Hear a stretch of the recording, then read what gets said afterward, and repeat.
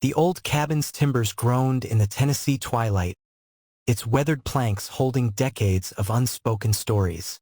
Franklin wiped his glasses on his flannel shirt, the familiar motion doing little to clear the memories that haunted these walls. Beside his worn leather chair, Rex K9 twitched in his sleep, those nightmares again. The golden retriever's paws paddled against the braided rug, as if running from something only he could see. Franklin reached down with trembling fingers, stroking the dog's fur. "Easy, soldier," he murmured. But his voice caught when his gaze fell on the drawer where that single photograph lay buried beneath insurance papers and unpaid bills.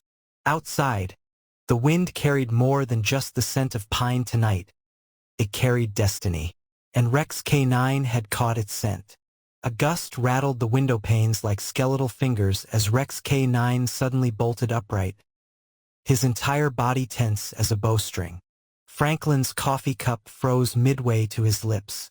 He'd seen that alert posture before back when Rex worked search and rescue after the '05 floods. The dog's nose quivered, drinking in some invisible aroma that made his tail stand stiff as a flagpole. "What is it, boy?" Franklin's question hung unanswered as Rex scrambled to the door, claws scraping frantically at the oak. Not the usual need-to-pee scratch. This was desperate, urgent, the kind of need that bypasses training and goes straight to the soul. When Franklin finally opened the door, Rex didn't bound toward the trees like usual. He turned left, toward the winding path that led to Willowbrook Wildlife Sanctuary, toward whatever memory the wind had unearthed. Franklin's knees protested each step down the rain-slicked trail, his breath coming in ragged puffs that hung in the chilly air. "Rex, heel," he commanded. But the leash might as well have been tied to a freight train. The sanctuary's iron gates appeared through the mist, their familiar crest stirring memories Franklin had tried to drown in whiskey. Dr. Martinez emerged from the admin building, her white coat flapping like a surrender flag. "Franklin, you know we can't have pets back here." But Rex wasn't listening. A sound ripped from his throat. Not a bark, not a howl, but something primal that made both humans freeze. From the shadows of the nearest enclosure came a responding noise, a deep, shuddering exhale. Old Lou dropped his feed bucket with a clatter. "Lord have mercy. That's Leo's cage." The concrete beneath Rex's paws was damp and cold, but he didn't seem to notice. His entire world had narrowed to the rust-streaked bars and the broken creature lying behind them. Leo's ribs stood out like the bars of a prison cell, his once proud mane matted with neglect. Yet when Rex's mournful wail echoed off the enclosure walls, the lion's ears twitched, the first voluntary movement the staff had seen in weeks. Dr. Martinez gripped Franklin's arm. "Dogs don't cry, Frank." But the evidence dripped from Rex's muzzle, splashing tiny dark circles on the concrete. Lou knelt with a grunt, his work-roughened hand hovering near Rex's quivering back. "Been like this since Tuesday," he whispered. "Just sits and weeps." Then came the sound that stopped Franklin's heart, a rasping, wheezing noise from Leo that could only be described as a lion's attempt to whimper back. The sanctuary records listed Leo as a problem animal, too damaged for exhibition, too unpredictable for handling. The scars told why.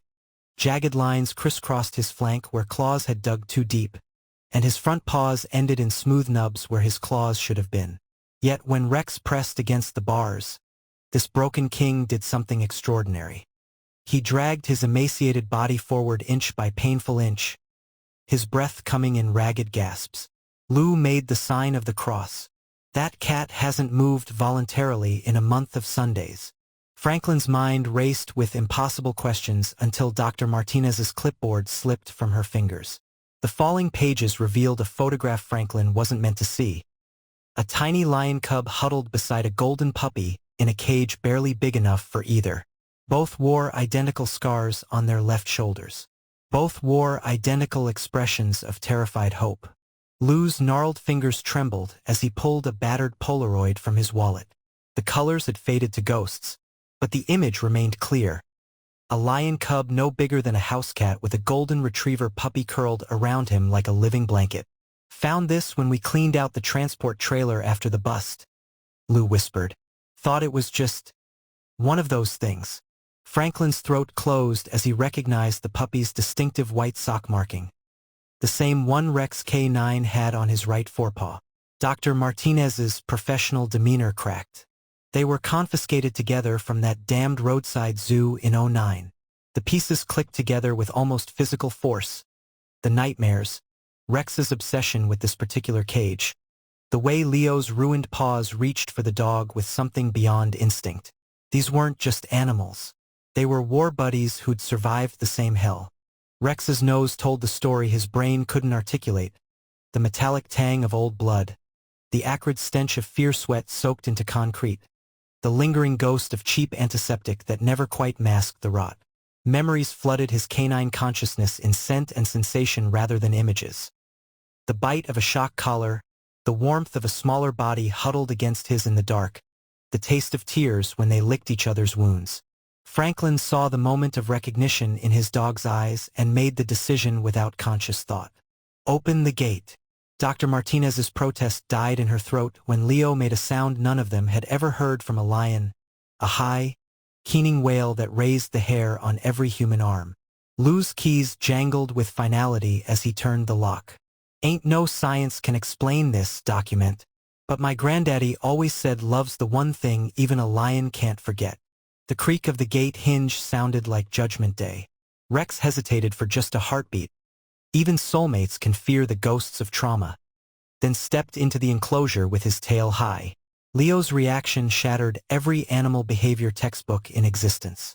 The massive head lifted, the clouded eyes cleared, and a sound emerged from the lion's chest that wasn't a growl but a purr?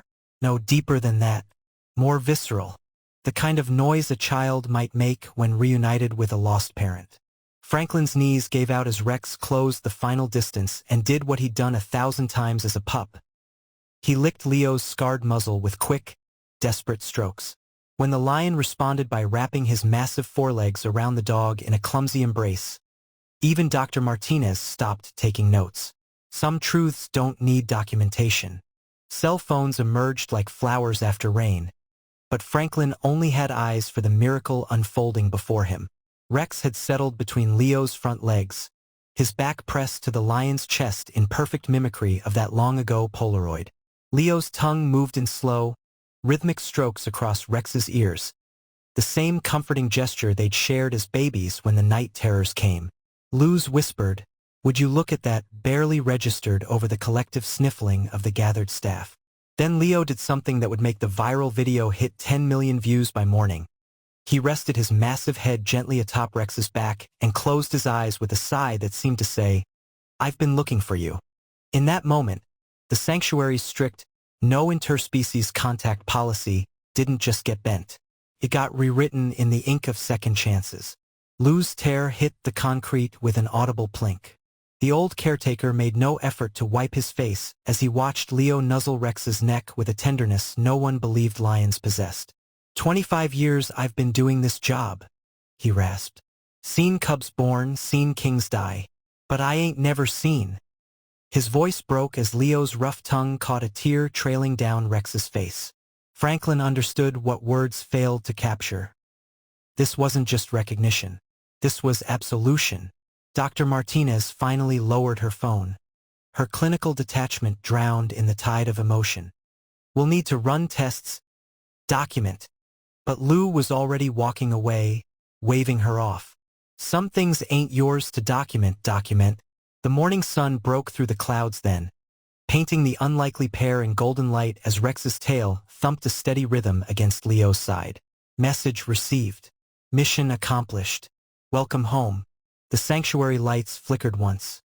Twice. Then died as the storm unleashed its full fury. In Leo's enclosure, the sudden darkness triggered something primal. The lion's body convulsed violently, his massive limbs thrashing against the concrete as an epileptic seizure took hold. Rex K9 shot upright from where he'd been sleeping against Leo's side, his canine senses detecting the dangerous shift in his friend's breathing. Somewhere in the pitch-black facility, a backup generator coughed and failed. Franklin, miles away at his cabin, woke with a start to the sound of his landline ringing. But it wasn't the phone. It was the sanctuary's ancient alarm system, wailing into the storm like a wounded animal. And Rex was already running. Rain lashed at Rex's face as he tore through the sanctuary's service entrance, his paws finding the familiar path to Franklin's cabin through sheer muscle memory. The dog's claws scrabbled desperately on the cabin's wooden steps as he launched himself at the door, not with barks, but with full-body impacts that shook the frame. Inside, Franklin stumbled from bed, his heart hammering. "Rex? Good God, boy." The words died when he saw the terror in his dog's eyes. Rex didn't wait, spinning back into the storm after one frantic look over his shoulder. Franklin didn't bother with a coat, his slippers sinking into the mud as he followed the golden streak through the darkness. Some bonds demand this kind of faith. The emergency lights cast eerie shadows across Leo's seizing form when Franklin and Rex burst into the enclosure. Dr. Martinez was already there, her hands pressing an oxygen mask to the lion's muzzle. "His heart's failing," she shouted over the storm. Rex didn't hesitate. He wedged himself under Leo's trembling head, his warm tongue working steadily at the lion's closed eyelids. The vet team arrived with Crash Cart in tow, their needles glinting in the flashlight beams. 5 more minutes? The lead vet panted as she prepped the 4. And we'd have lost him. Franklin's knees hit the wet concrete as he watched Rex maintain his vigil, the dog's entire body vibrating with effort. Not even lightning could have separated them in that moment. As the seizure medications took effect, Leo's breathing evened out into ragged but steady rhythms. Rex finally relaxed his ministrations, settling instead to press his forehead against the lion's cheek, a gesture Franklin had seen only once before, when Rex had comforted a dying search victim after the tornado of 11. Then came the sound that would haunt every witness. Leo's weak but unmistakable response. Not a growl, not a roar, a whimper, high and reedy like a cub's, perfectly matching Rex's vocalizations. The vet team froze. "That's not possible," murmured the youngest technician. Franklin just nodded through his tears. "Yeah, it is. Some languages don't need translation." The projector screen in the staff lounge flickered with damning evidence, security footage from the shuttered roadside zoo where both animals had been confiscated. Grainy black and white images showed a malnourished lion cub and golden retriever puppy sharing a cage barely larger than a refrigerator. Dr. Martinez's pointer shook as she highlighted the matching identification tattoos on their inner thighs. Same breeder, same transport, same. Her voice broke as the video showed a handler using cattle prods to separate them during feeding time. Lou's coffee cup shattered on the linoleum. Franklin could only stare at the way baby Rex had thrown himself against the bars each time Leo was taken away. The video ended with a final frame, 2 small shapes curled together in exhausted sleep, the puppy's paw resting protectively over the cub's ear. The room exhaled as one. Franklin's fingers trembled as he traced the raised line along Rex's left shoulder, a perfect mirror to the scar visible in Leo's old medical photos.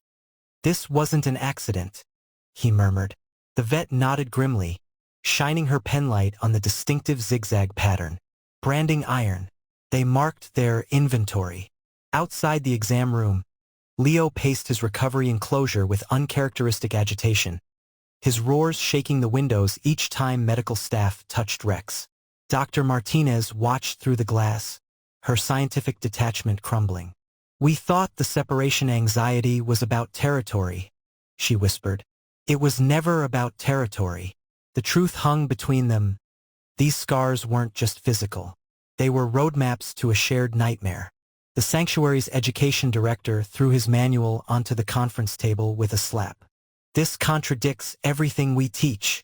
Page 37's bold print declared, "Emotional tears are uniquely human." The staff TV played the now-viral video of Leo's reunion with Rex on loop, the lion's wet eyes glistening unmistakably in the sunlight. Franklin leaned forward, his voice quiet but unshakable. "Then maybe what we teach is wrong." Silence fell as the camera zoomed in on Leo gently mouthing Rex's collar.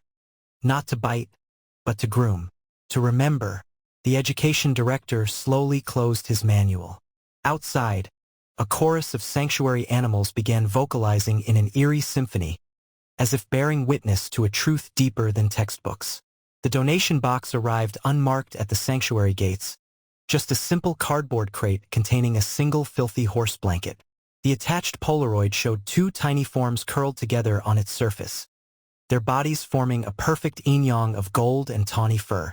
Franklin's breath caught when he turned the photo over. In childish handwriting, it read, "Leo and Max's safe place. Please don't separate." The date placed it 3 weeks before the raid that rescued them.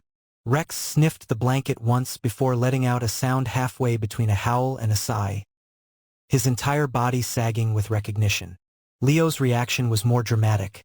The lion gathered the blanket in his teeth with surprising gentleness and carried it to his favorite resting spot, where he promptly buried his face in its folds and refused to move for hours.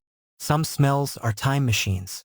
The morning mist still clung to the grass when the sound shattered the sanctuary's peace. A full-throated, ground-shaking roar that sent birds exploding from the trees. Staff came running to find Leo standing proudly atop his enclosure's rock platform, his scarred but healing body silhouetted against the rising sun. And at the base of that rock, tail wagging furiously, sat Rex K9, looking for all the world like a squire celebrating his night.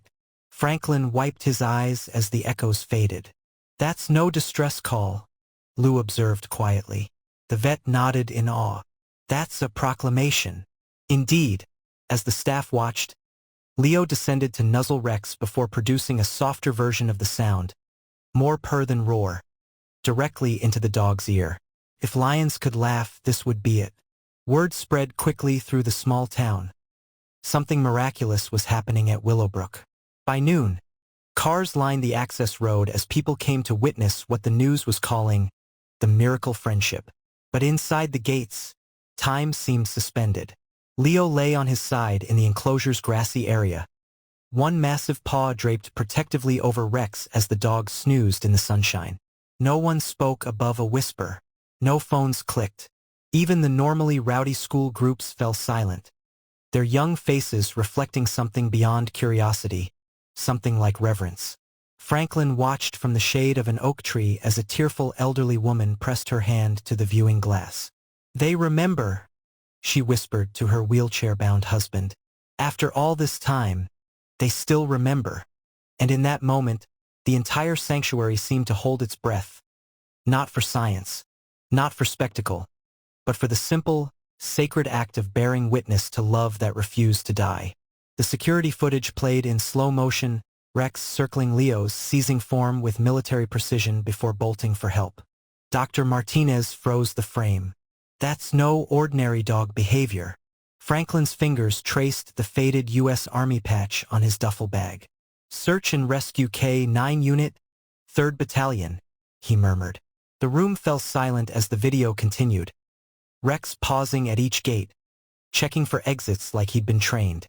The young vet tech gasped when Rex deliberately knocked the emergency call button with his nose. That's a taught behavior." Franklin nodded slowly, watching his dog save a life with the same skills that had once saved soldiers. Some training runs deeper than commands. The sanctuary's night cameras captured what human eyes missed, Leo's massive head lifting in the moonlight as Rex slept against him. The lion's tongue moved gently over the dog's old shoulder scar in slow, deliberate strokes. Then came the astonishing part. Leo's mouth moved near Rex's ear, producing a series of soft chuffs and clicks that made Rex's tail thump in his sleep. The audio analysis would later confirm it. These were the exact sounds recorded in that long-ago roadside zoo footage. The same sounds baby Leo had made to comfort baby Rex during thunderstorms. Some lullabies transcend species. Franklin woke gasping from the nightmare metal bars, screaming animals, the coppery tang of fear. Across the room, Rex whined in perfect unison. The old biologist's hands shook as he reached for his journal. "Mirror neurons," he scrawled in the moonlight. "Shared trauma response." Outside, Leo's sudden roar split the night. Franklin reached for the phone, already knowing what the night watchman would report. The lion pacing, agitated, exactly as Rex had been moments before. The call disconnected as Franklin's knees gave out. This wasn't just memory. This was something deeper, synapses firing across miles, hearts beating in time. Some connections refused to be severed. The National Geographic editor stared at the image consuming her screen, Leo's massive paw resting gently on Rex's back as they watched sunset over the sanctuary hills. The accompanying email from Dr. Martinez sat unopened. She didn't need science to explain what this photograph contained. Her assistant found her 20 minutes later, still unmoved, tears tracking mascara down her cheeks. "Run it," she finally whispered. "Full spread. No captions needed." When the issue hit stands, the mailroom would be flooded with letters from Vietnam vets, hospice nurses, abuse survivors, all seeing the same truth in that image. Love is the only language without borders. The humidity made the morning air thick as syrup when little Emily pointed through the viewing glass. "Mommy, the lion's crying." The crowd shifted uncomfortably until Dr. Martinez confirmed it. A perfect, glistening tear tracking down Leo's scarred muzzle as Rex licked his face.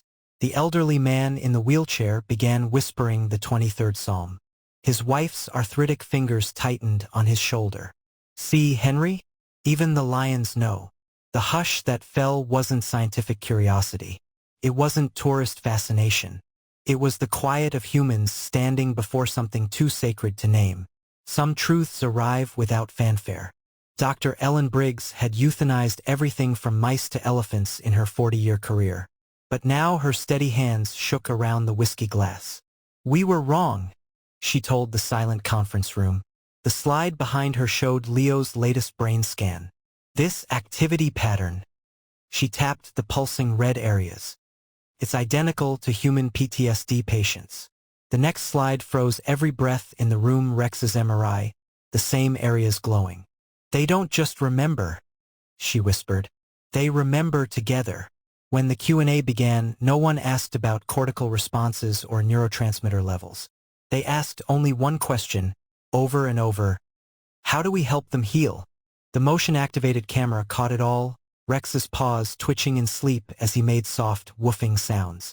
Leo, ever watchful, began mimicking the movements with his own massive limbs.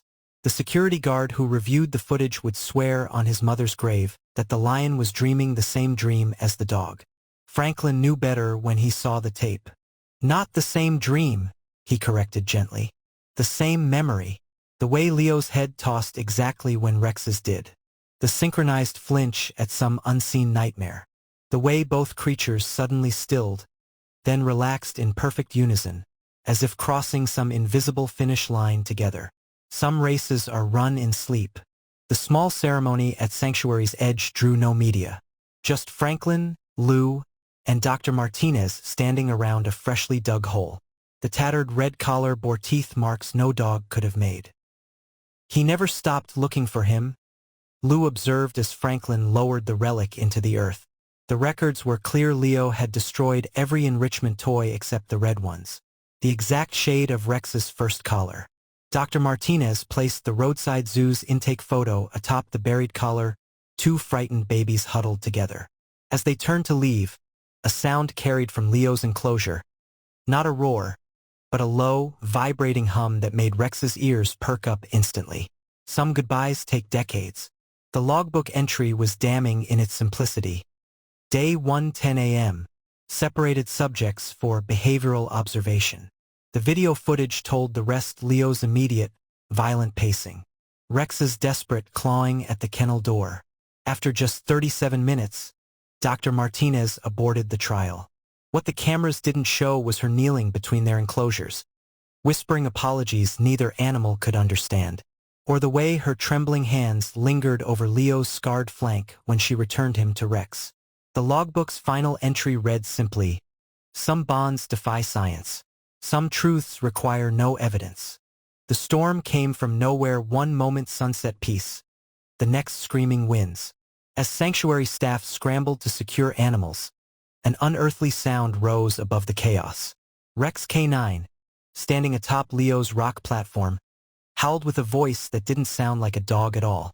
The staff froze when the answer came, not from one throat, but from every wolf, coyote, and Dingo in the sanctuary joining in eerie harmony. But the true miracle came last, Leo throwing back his massive head and producing a sound no lion should make. A howl. Imperfect. Haunting. Beautiful. Franklin caught Lou's arm as the old caretaker swayed. "They're not just talking," Lou whispered. "They're testifying." And in that moment, every human present felt the uncanny certainty that somewhere, somehow, the universe was listening. The black SUV arrived at dawn, its government plates stirring dust on the sanctuary road. The man in the crisp suit didn't smile as he handed Franklin the subpoena.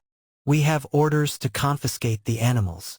Behind him, Rex's growl vibrated deep in his chest. The same warning he'd given roadside zoo inspectors years before. Leo's answering roar shook the trees. Franklin's fingers turned white around the paperwork. "Like hell you will." The standoff lasted precisely 37 seconds. Exactly how long it took for the stranger to meet Leo's eyes through the bars. The man's polished shoe retreated first. Some battles aren't fought with laws, but with memories. The sanctuary's motion cameras captured the unprecedented, every big cat enclosure silent. No pacing, no roaring, just watchful stillness as if the entire predator population was holding its breath. The night watchman's log entry read, 3:17 a.m., Leo and Rex sleeping. Others, waiting. When dawn finally broke, the lions resumed their normal routines as though nothing had happened. Only the elephants seemed to understand, their low-frequency rumbles carrying farther than usual that morning. The vet tech who reviewed the footage would mark the calendar with a single word, vigil. Some nights belonged to the animals alone. Franklin knew before the lab results came back. The way Rex paused longer between meals, the slight stumble on their morning walks, the extra seconds it took his old friend to recognize familiar commands. What he didn't expect was Leo's reaction. The lion refusing food, matching Rex's movement step for slowing step. On the morning the vet confirmed the lymphoma, Franklin found them curled together in Leo's enclosure, the lion's massive head draped protectively over Rex's thinning frame. No medical textbook could explain how Leo knew before the humans did. But the sanctuary staff didn't need textbooks anymore. They had something better eyes to see. The crumpled draft fluttered from Franklin's pocket as he knelt beside Rex's bed. Dr. Martinez smoothed the worn paper against her knee, her breath catching at the date, exactly 1 year after the reunion. "To whom it may concern," it began, "I write to document the impossible." The letter detailed everything science couldn't explain. Synchronized heartbeats, shared dreams, the way Leo always knew when Rex was in pain. It ended with a single handwritten line, "Some truths don't need verification to be real." Franklin took the page back without a word, folding it carefully into Rex's collar. Some confessions aren't for the living. The security footage defied logic, Leo methodically loosening the same bolt every night with his teeth. Not to escape, but to create just enough gap for Rex to slip through during their evening visits. The maintenance crew pretended not to notice. The night watchman accidentally left his toolkit nearby. Even Dr. Martinez looked the other way, until the morning they found the bolt completely removed, lying neatly beside the fully intact gate. Inside the enclosure, Rex slept soundly against Leo's side, the lion's paw resting on the dog's back like a living blanket. The incident report contained just 4 words, "No action required." Family. She came forward after the 60-minute segment aired, now a college junior studying animal behavior. "I was there," her email began. The attached childhood diary contained crayon drawings of Max and Leo with startling accuracy. Page after page documented what no official record could. How the puppy shared his food with the cub. How they'd cried when separated for shows. The final entry, dated the day before the raid, showed 2 stick figures holding hands across cage bars. "I tried to help," the now-grown woman whispered during her sanctuary visit, tears falling on Leo's scarred head as he sniffed her hands with unusual gentleness. Some witnesses come small. The sound started deep in Rex's chest. Not his usual alert bark, but something primal that made the hair stand up on Franklin's neck. Before the echo faded, Leo was on his feet, responding with a roar that sent birds exploding from the trees. Then came the response, first from the sanctuary's other animals, then from the wild forest beyond the fences. For 3 astonishing minutes, the entire valley vibrated with an interspecies conversation humans couldn't comprehend. When silence finally returned, Rex and Leo touched noses solemnly before resuming their nap as if nothing had happened. The audio analysis would reveal the impossible, every vocalization perfectly timed. The cashier's check arrived with no return address, just a sticky note reading, "For the family." The amount, $250,000, made the board members gasp. The accompanying letter explained nothing, only a child's drawing of a lion and dog with a crayon heart around them. Franklin knew before counting the zeros. This was hush money from the defunct roadside zoo's former owners. What he didn't expect was Leo's reaction when shown the check. The lion sniffed the paper once before letting out a soft chuff and walking away. Rex followed, pausing only to nudge Franklin's hand. Some debts aren't paid with money. The Pulitzer-winning article began with a photo of Rex's tattoo and Leo's brand side by side. The journalist didn't need to embellish, the facts were damning enough. By noon, the sanctuary's phones rang non-stop with adoption offers, legal assistance, even marriage proposals for the animals. Franklin fielded them all with the same response: "They're already home."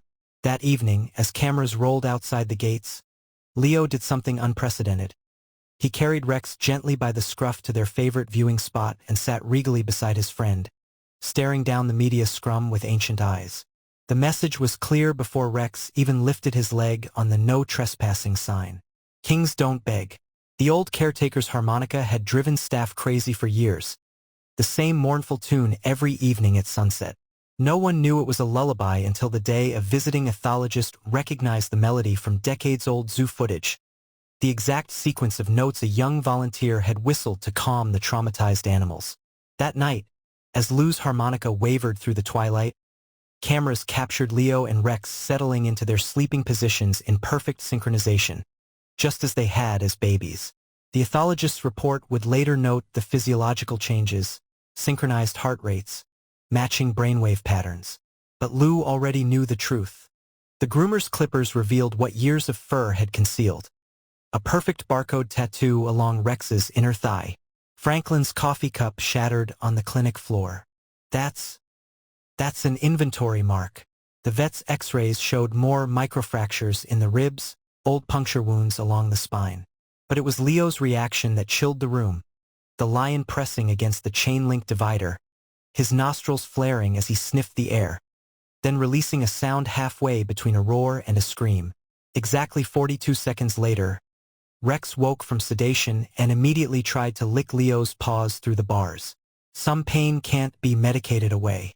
The sanctuary's breakfast bell rang unanswered in Leo's enclosure. The great lion turned his face from even the choicest cuts, his golden eyes fixed on the access road. Dr. Martinez didn't need the calendar to know. It was the anniversary of the raid that separated them as babies. When staff brought Rex to him, the dog immediately began nudging morsels toward Leo with his nose, just as he'd done in that long-ago cage. The security footage shows the exact moment Leo finally ate, taking each piece gingerly from Rex's mouth, the way he had when his teeth were too weak to tear meat. Some rituals outlast even hunger. The headlights carved lonely tunnels through the rain as Franklin's pickup sped toward the emergency clinic. Beside him, Rex panted weakly, his head cradled in Lou's lap. No one spoke about the matching sounds coming from the sanctuary, Leo's roars, synchronizing perfectly with Rex's whimpers across 3 miles of darkness. When the vet took Rex through the surgery doors, Franklin's phone lit up with a text from Dr. Martinez. "He's tearing the enclosure apart." The timestamp matched Rex's anesthesia induction to the second. The old biologist sank to his knees in the sterile hallway, whispering to no one, "They're still connected. Some leashes are invisible."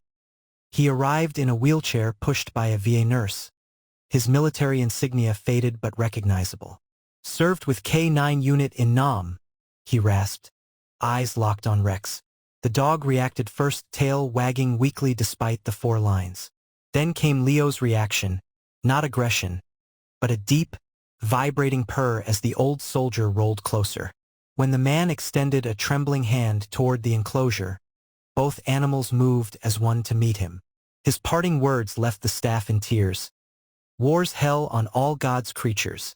The nurse later confirmed he'd been a POW, the only survivor of a camp where tigers and dogs had been kept to torture prisoners. Some recognitions need no words.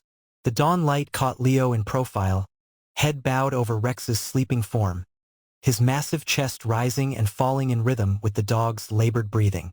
The sanctuary's audio equipment picked up what human ears missed: a subsonic rumble at exactly 18 hertz, the frequency shown to promote healing in mammals.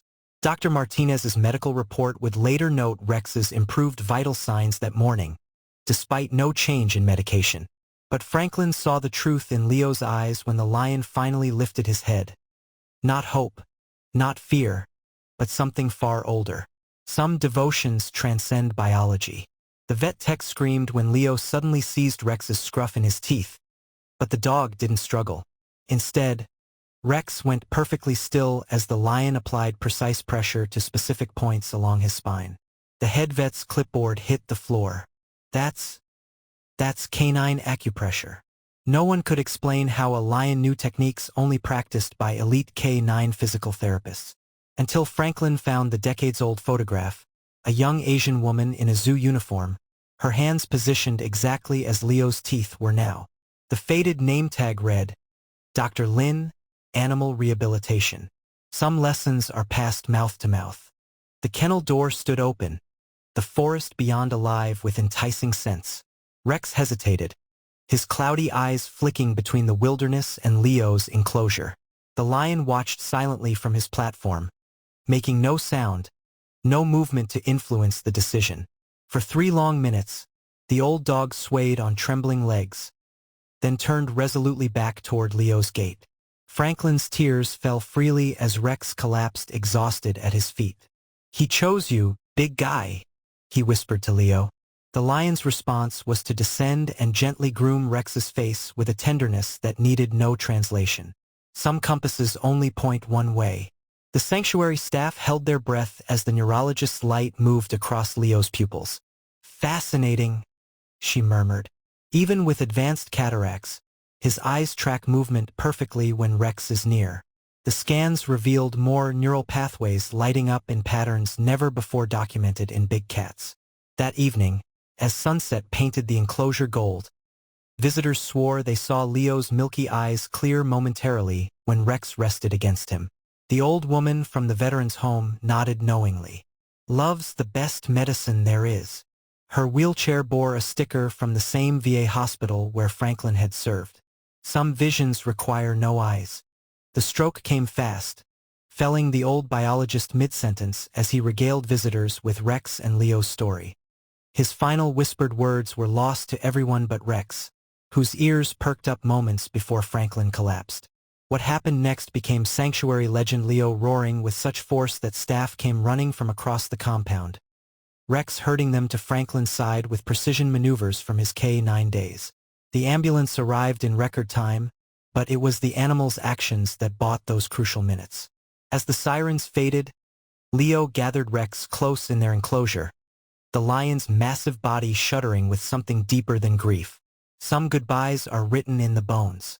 The first autumn storm found Rex and Leo at their usual rock perch, but now with an empty space between them where Franklin used to sit. As rain lashed the sanctuary, something extraordinary happened. First Rex, then Leo lifted their faces to the sky and vocalized together, their harmonies weaving through the wind in perfect tandem.